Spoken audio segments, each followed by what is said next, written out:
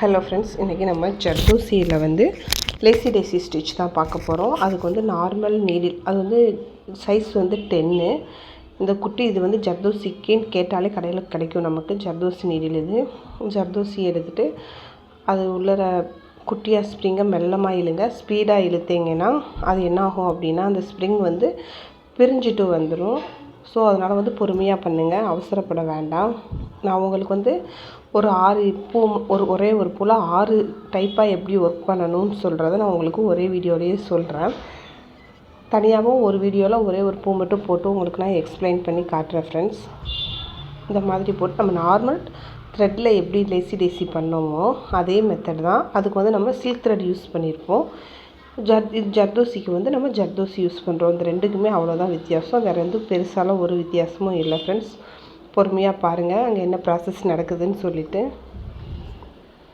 இப்போ தான் first time நம்ம சேனலை பார்க்குறீங்க அப்படின்னா டே 1லேருந்து கிளாஸ் அப்லோட் பண்ணியிருக்கேன். ஸோ ஃபஸ்ட்லேருந்து பாருங்கள்.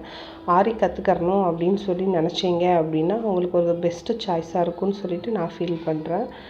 ப்ராப்பராக கற்றுக்கலாம், ரொம்ப கஷ்டம்லாம் இல்லை, ஈஸி. ஆரி நம்மளால் முடியும், ஆரி கற்றுக்கறணும் அப்படின்னு ஒரு ஐடியா இருந்துச்சுன்னா டெய்லி ஆரி கற்றுக்கிறதுக்காண்டி ஒரு 2 to 3 hours ஒதுக்குனீங்க அப்படின்னாலே வந்து அழகாக ஆரி கற்றுக்கறலாம். எதுக்கோ எவ்வளவோ டைம்ஸ் நம்ம நிறையா வேஸ்ட்டு பண்ணுறோம்.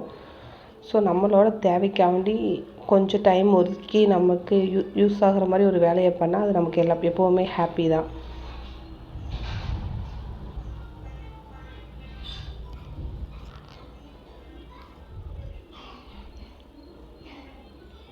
ரொம்பவே பொறுமையாக தான் உங்களுக்கு நான் எக்ஸ்பிளைன் பண்ணியிருக்கேன்.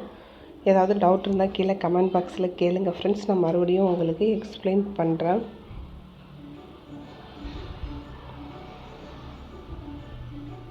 ஏன்னா ஸ்பீடாக பண்ணி போட்டுட்டு போயிட்டா உங்களுக்கு அது எப்படி இருக்கும் புரியுமான்றது எனக்கு தெரியலை. ஸோ அதனாலவே வீடியோ கொஞ்சம் லென்த்தாக இருந்தாலும் பரவாயில்லை அப்படின்னு சொல்லிட்டு தான் நான் பொறுமையாகவே உங்களுக்கு ஈஸியாக புரியணுன்றதுனால ரொம்ப பொறுமையாகவே தான் நான் ஒன்றுனையும் உங்களுக்கு நான் சொல்லியிருக்கேன்.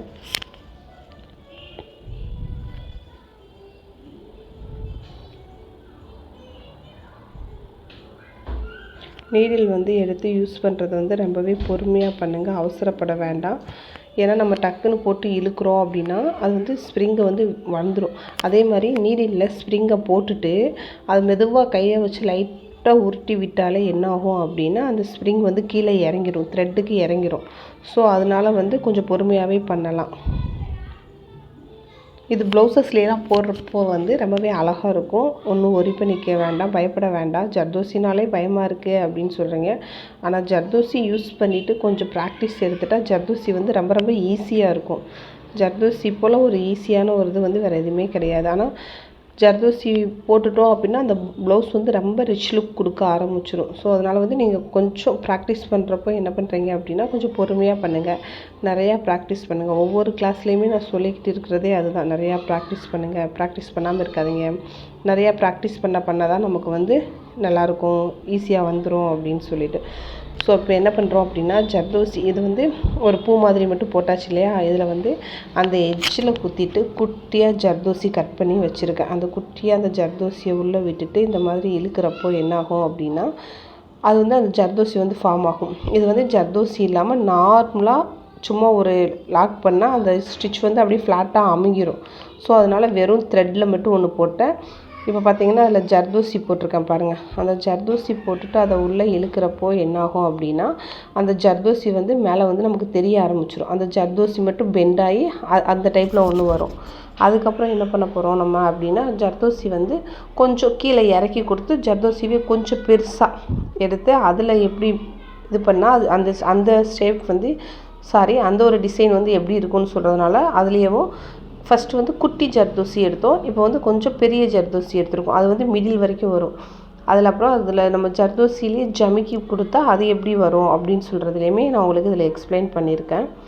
ஸோ கவனமாக பாருங்கள், பொறுமையாக பாருங்கள், அவசரப்பட வேண்டாம், பொறுமையாக பாருங்கள். ஒவ்வொரு இதுக்குமே ஒவ்வொரு பூ எடுத்து இப்போ வந்து ஒரு ஜமிக்கி இருக்குன்னா அந்த ஜமிக்கியில் மட்டும் போடுங்க. ஒன்று வந்து அந்த குட்டியாக ஸ்ப்ரிங் மாதிரி கட் பண்ணி வச்சுருக்கோம் இல்லையா ஜர்தோசி, அந்த இது பண்ணுங்கள். ஒன்று வந்து பெருசாக ஜர்தோசி எடுத்து பண்ணுங்கள். ஒன்று வந்து வெறும் த்ரெட்டை மட்டும் வச்சு க்ளோஸ் பண்ணி பாருங்கள். ஒவ்வொன்றும் ஒவ்வொரு மாதிரி ஒவ்வொரு டிசைனாக ஒரு மினிமம் ஒரு 6 பூ வர மாதிரி அழகாக குட்டி குட்டியாக நீங்கள் பண்ணி பார்த்தாலே வந்து உங்களுக்கு நல்லா தெரிஞ்சிடும். ஓகேவா ஃப்ரெண்ட்ஸ்?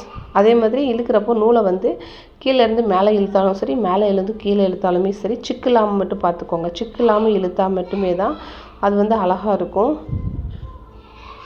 ஓகே, ஃபைனலாக உங்களுக்கு வெறும் த்ரெட்டு மட்டும் கொடுத்து நான் உங்களுக்கு காமிச்சிடுறேன்.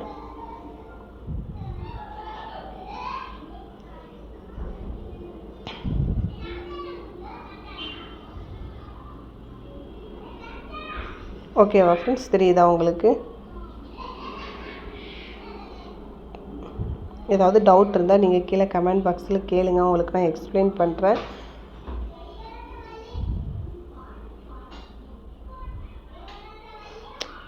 நம்ம வீடியோஸ்லாம் பிடிச்சிருந்ததுன்னா லைக் பண்ணுங்கள், ஷேர் பண்ணுங்கள், சப்ஸ்கிரைப் பண்ணுங்கள்.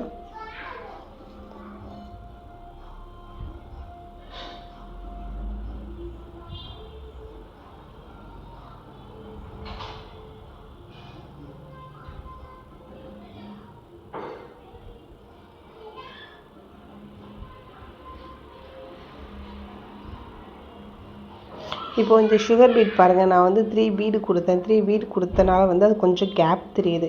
இதே நீங்கள் ஒரு 4 பீடு கொடுத்துருந்தீங்கன்னா அந்த கேப் வந்து உங்களுக்கு ஈவனாக இருக்கும். அந்த கேப்பே தெரியாமல் அந்த பீடு மட்டும் தெரியும். ஓகேவா ஃப்ரெண்ட்ஸ்? தெரியுதா உங்களுக்கு டிஃப்ரென்ஸ் நல்லாவே? ஸோ அதையும் கவனமாக பார்த்துக்கோங்க. அந்த ஸ்பேஸுக்கு எத்தனை பீட் நிற்கும் அப்படின்றதையுமே நீங்கள் நல்லா வாட்ச் பண்ணிக்கோங்க.